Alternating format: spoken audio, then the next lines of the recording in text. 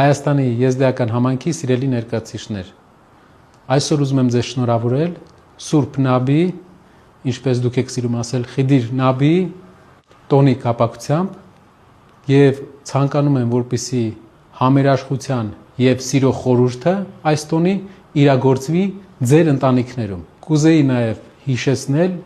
այն հաճելի ավանդույթը, որ ունի եզդիական ազգը այս տոնի կապակցությամբ։ Այսօր բոլոր իրար հետ գժտված մարդիկ պետք է հաշտվեն։ Եվ իմ կարծիքով մենք բոլորս սովորելու բան ունենք այս տոնի խորհրդից։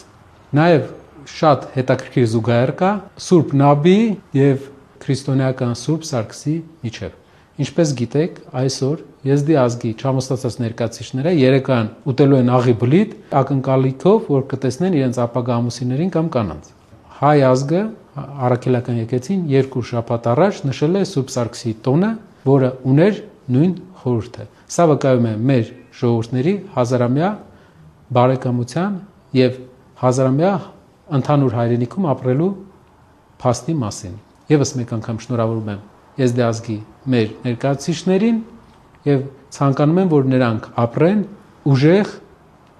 եւ արդար Հայաստանում, որը մենք բոլորս պետք է միասին կառուցենք։